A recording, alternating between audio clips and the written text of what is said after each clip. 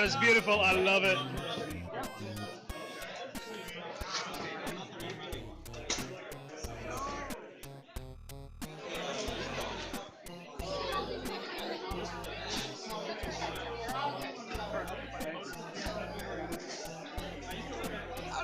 Hey.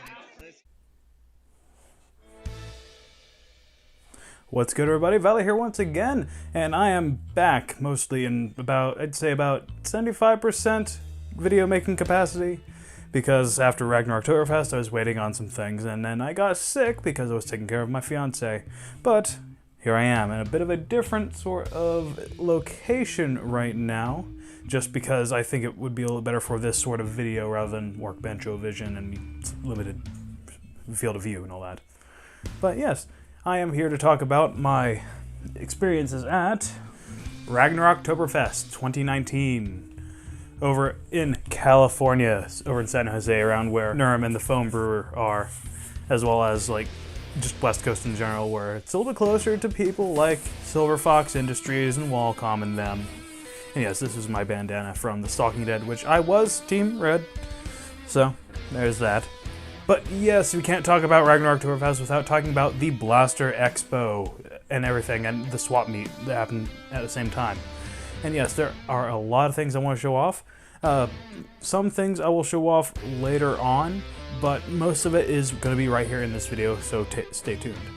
Starting off with the first things I actually did buy at the swap meet on the way into the expo were these ridiculous melee weapons, which this is obviously a dump truck hammer, so I can make the joke that it hits like a dump truck. The handle is plastic, the pommel is plastic as well, so I'd have to swap that out or just cut it off and replace it with just a regular foam ball pommel or something. But the whole head here is foam.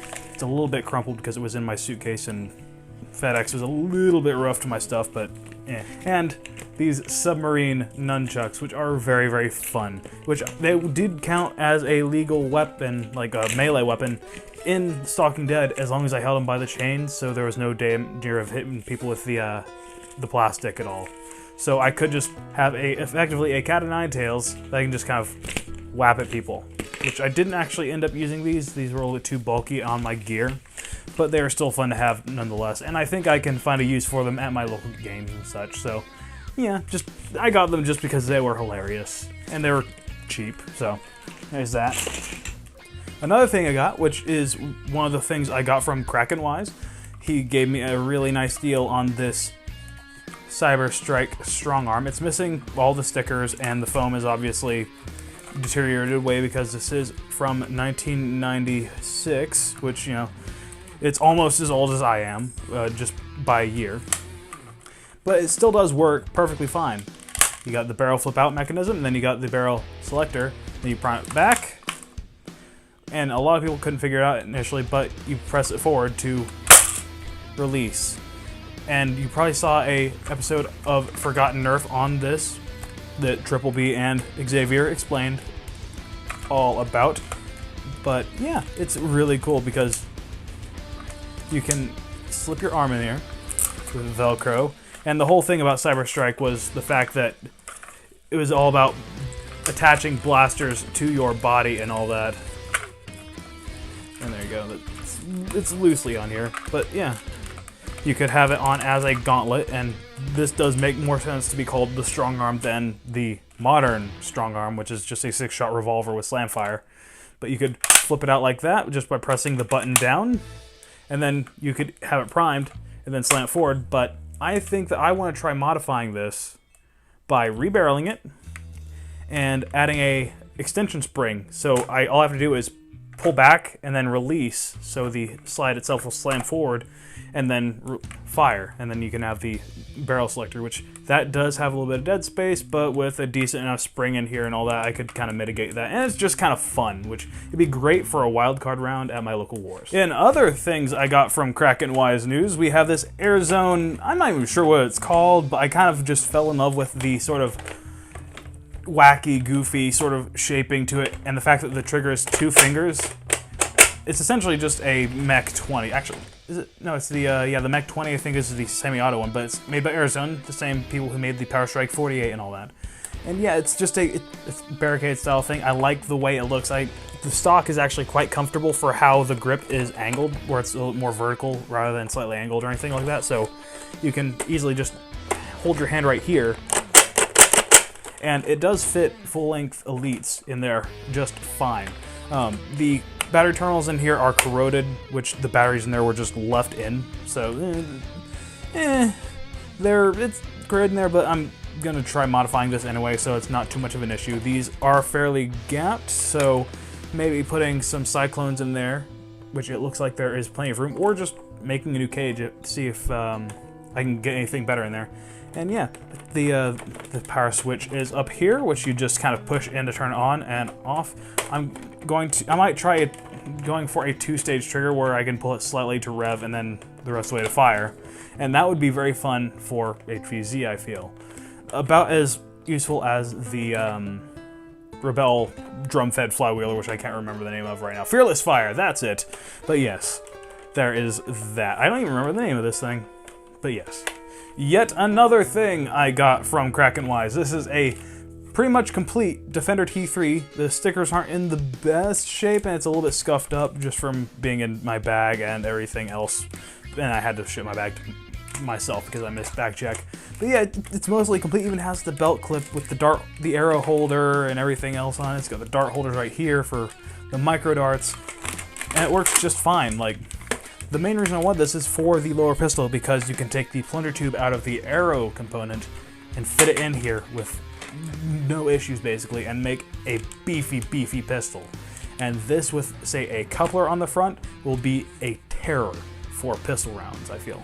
Like, I can throw an RCB on it, I can throw a Y-hopper on it if I really wanted to, just extending the draw out, and I have the right size Delrin to make my own plunger rod, so I can make an extended draw pistol with a load of power in it. And plastic is not in too bad shape. It creaks a little bit, but, you know, considering this thing is only about a year younger than me, it's in pretty good shape.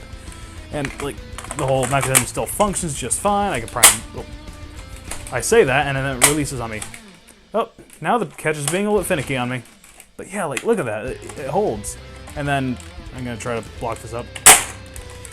Don't want to dry fire it too much, but, you know, it works. And then you can, you know, take the top off and do a whole pull and release thing like that. But the Defender T3's base pistol is just so cool looking and comfy, and I've seen these things painted up and they're gorgeous. That will be a mod you'll see from me in the future, because I'm not all 3D printed pieces and painting, which, you know, painting is the first thing you usually see from me, but my mods are no slouch. And yes, again, thanks to Krakenwise for giving me a good deal on this. And sort of the final thing that I got from Krakenwise at the swap meet was this clear recon, minus the extra bits. Yes, he gave me a good deal on this clear recon, which I kind of wanted to get because I got a set of internals from the Orange Modworks guys, Jun and, you know, the Destroyer, their design guy and everything, when they're showing off their new blaster that they're kind of wanting to kickstart and everything. I'll mention that in a little bit. But yeah, like, this is sort of a build out of my loot, effectively. It's a nice clear recon with some PETG printed bits with a specially printed Gavin Fuzzy PETG pump grip that, with steel arms, and then this piece, which I do not remember. I'll probably drop a name on the screen right now by who it's by. But yes, this is a very nice sort of top rail and back filler sort of component, which really completes the look of the blaster in my opinion. And yes, you know, it's just fine with full and half links and all that. It's just got the 7 kg spring, so, you know, full and half links will both hit around that 130, 140 mark, depending on what type of dart you have and all that. And yeah, I'm going to either get a worker PDW stock for this, which actually I don't think will work with the collapsible bit here, so I'll probably end up getting the AK stock or maybe a Clear Raider stock or something, or just print up the reinforcements for this stock, the Recon stock, because I do like the Recon stock. It was one of my first Nerf stocks I ever used, so I got quite used to it, and I never really used it much as a hard stock anyway. I always end up just bracing between my hand and my forearm. And yes, I finally got the rubber plunger supports for this, so I was able to actually use it in a video. So yeah, I glued them in. That's that basically.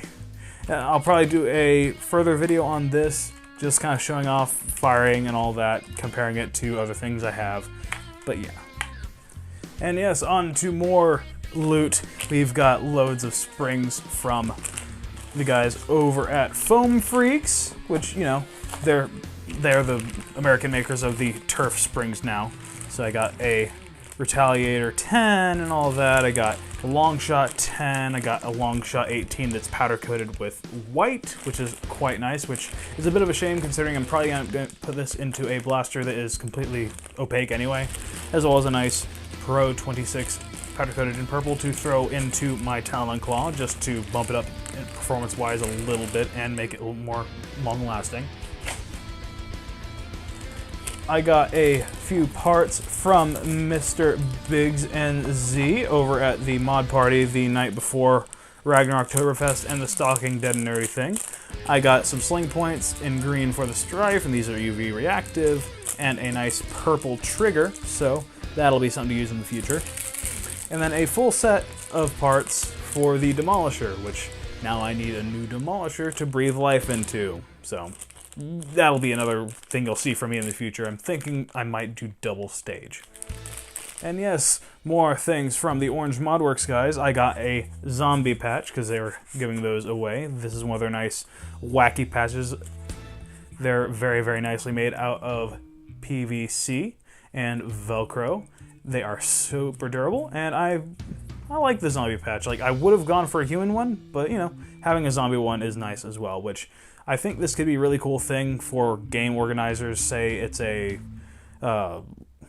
weekend war or whatever, you know, you can have a mini HVZ and have people with armbands with these patches on to slap on depending on whether they're a zombie or not, which, you know, you could have zombies have one zombie patch each that they could kind of stick to another human to turn them into a zombie, you know, and that could be... You blew it, B. Blew it. And that could be a fun gameplay mechanic. And other patch news, I got a nice little handmade patch from Mini Mint Girl. She is one of the locals at the SCNC, which I do attend on occasion. It's just, you know, money is an issue right now, so I haven't been able to attend, which kind of bums me out considering Jeff Blue is going to be down at the one this weekend. But yeah, that's a cute little handmade, you know, mint ice cream patch, which she was asking $5 for it, so I might as well, yeah, I felt like throwing $5 her way because she does make some really cool stuff and she is a really good player. Then more Turf Blaster springs, which, you know, Krispy Kreme style stickers and stuff, and I've got loads of duplicates because some of these stickers are going to my friend Liam Davis. I got a bunch of Ragnaroktoberfest stickers, just loads of those. I got some of Crow's Second Guess Productions stickers, which are really nice as well. These have the nice transfer tape on them to keep them protected, so that'll make it easier to stick on things. More of these Ragnaroktoberfest ones. I got some BTA stickers, which I plan on sticking onto some of my own gear, which I'll probably end up getting a hard case for some of my stuff. And get more of these BTA stickers out of here. Another one of Crow's stickers. Got Nerfers 101, which I picked up at the event. Some of Monty's Sild stickers, which I already have a few of because I've gotten some stuff from him before. One of Crow's, Nerfers 101, more of the Turf Blaster Springs ones. And then some of my favorites are these Supreme style stickers, which are Springer and Flywheels, which, you know, the Springer ones work a little bit better, but Flywheels are also fun to just stick on a blaster. Especially if you want to stick a Flywheel sticker on an actual Springer blaster just to be a Bobo. And I got a nice Foam Freaks sticker, which are very nicely made. They're that nice matte material, as well as one of their business cards. And that's all very nice. And it was so great seeing all these people again. Like, it really does a lot for my mental health to see my friends that I've only ever talked to online and having like-minded people around me and having all those conversations that you could talk to anyone about anything Nerf there, which is great. And seeing, like, Nerm and the Foam Brewer in person, which was great. I gave them both a great big hug. and the game was so well organized. But yeah. In competitive news, I ran with, what team was I again? I forget now. I was kind of just roped into playing competitive at last minute, so they gave me a jersey with a number on it, and yeah. I ran with my one Tigris thigh panel with my double mag holders, which I only ended up using 3 mags anyway, so it was a bit overkill for that game, but it's always good to have a thigh panel for when I run half darts normally, so that's great. And these were printed PET G, so they're not going to go anywhere. You probably saw this in one of my recap videos for UNCG HPZ recently. But it's always good to mention good gear. You know, these are the Blitz Shortas, which are the shorter Blitz Sayas, which is good for these shorter Molly panels and such. And this Molly panel is only like $17 on Amazon, so it's a very, very good investment if you need a drop leg panel so you can run light. You've probably seen pictures of this on Reddit, but this was sort of a backup for competitive's gameplay and all that in case I didn't feel like running the Talon Claw over here. But yeah, this is my 12 kg overload now, 5.5-inch brass spamf with my Alien Ooze filament, which, considering I had a white one originally and it was the older generation of it, didn't have the holes for the rails or anything on it, so it's a nice little bit of an upgrade and it looks beautiful now. My grip got a little bit scuffed in transit, which is kind of a bummer, but you know, at least I could pop off this grip panel and just sand it down a little bit and repaint it and maybe coat it in 2K next time. But you know, I might just leave it like this just to show that it's been used and loved. Which now I really need to get a holster for this, but it will be a whole lot easier now to put a holster on it since the barrel is much longer. So that'll be nice to have as a proper sidearm for plinking around, which with a nice flush mag, it would be quite nice. But yeah, that is the spamf. We got a lot of questions at competitive of Valor. What's that on your Talon Claw? Well, this is a bit of a sneak peek for something I'm reviewing quite soon. But this is the Swin Scar. It's an 11-string Scar that he has a few different sizes available for. But yes, this thing worked quite well. It might be a little too aggressive for this power right here, which if I had a slightly stronger spring or longer barrel or something, it would be a little better for. But currently, it still worked quite well. I mean, I was able to run this stockless, you know, since it needed to be more compact for travel and all that. I reduced it down as much as I could, you know, left my sling point on there so I could have it. But yeah, this was my main blaster for the 5v5 competitive. And luckily, I was able to do some field maintenance because the pusher was getting a little bit loose, which I need to drill a hole into the pusher now just to make sure it stays locked in absolutely. But this still suited me quite well, even though we did get stomped by Dauntless and them. Yeah, whatever. I wasn't with my usual team. We had never played together before, so what can you expect, really? Some of you may have asked why I wasn't really using this, even though I brought it with me to competitive. And the main answer to that is the biggest gripe right now I recently discovered is the fact that it isn't that well compatible with Worker Gen 3s because thicker foam and all that, because the seal in here is not the greatest, which, let me take the thumb screws out of here and I can show you exactly where the leaks are.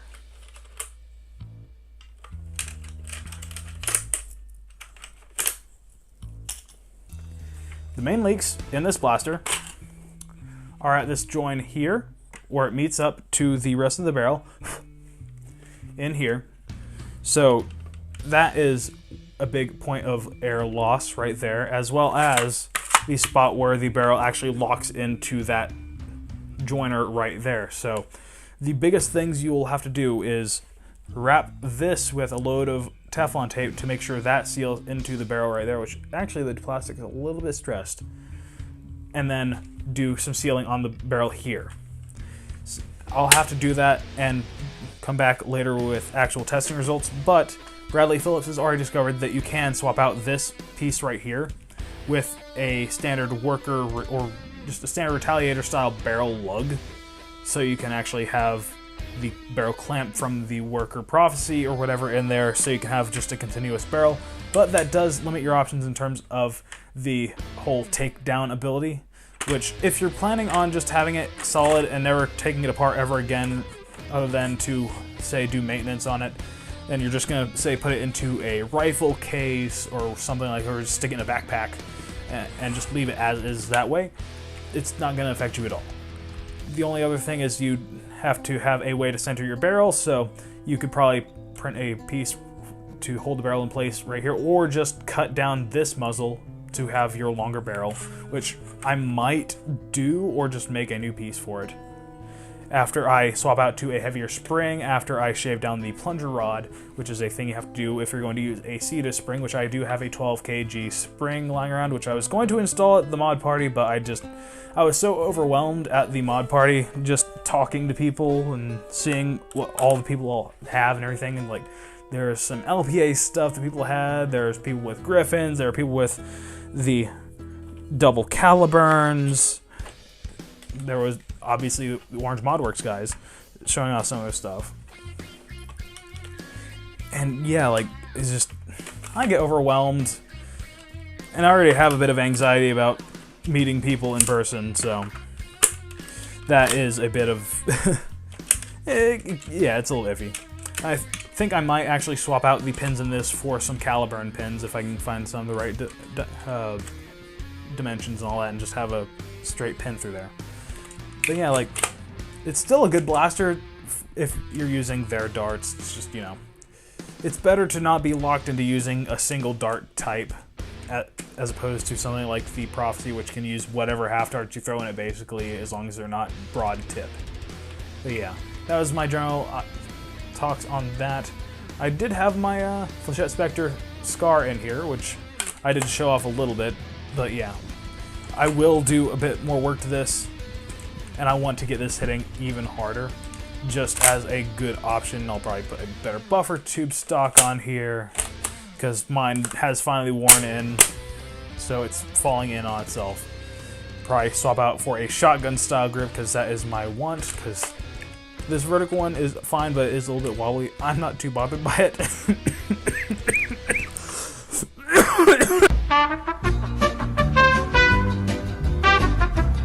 Ugh, sorry everybody. Getting over sickness and all that. Sometimes the cough gets back to me. But yeah. That is the main reason why I didn't use this at competitive. Even though, which was really cool, there were 5 of these that were unserialized for the runner-ups at the 5v5 tournament, which Team Null got them, which was really neat. So that means there are 6 unserialized ones floating around now. My friend Jason Garrett has one, and then the other 5 are for Team Null. The one that Jason has, he got as a raffle from End War 2019, so there is that. But again, like, this event was so great. It was my first time flying, which is really neat. And I think I did pretty okay considering it was my first time flying. Didn't really have any issues in terms of that. I mean, I just kind of sat in the plane, filled on my phone a little bit, and then watched a couple movies. Like, I saw Alita Battle Angel, which was quite good, and I'm excited for any sort of sequel that comes out in the future. I'm probably going to end up reading the comics now, so that'll be quite fun. I'm sorry you can hear my voice starting to go a little bit, but yeah. As ever, everyone, like, tell me what you think down below in the comment section below. And now I'm going to do the old school YouTuber thing of like baiting.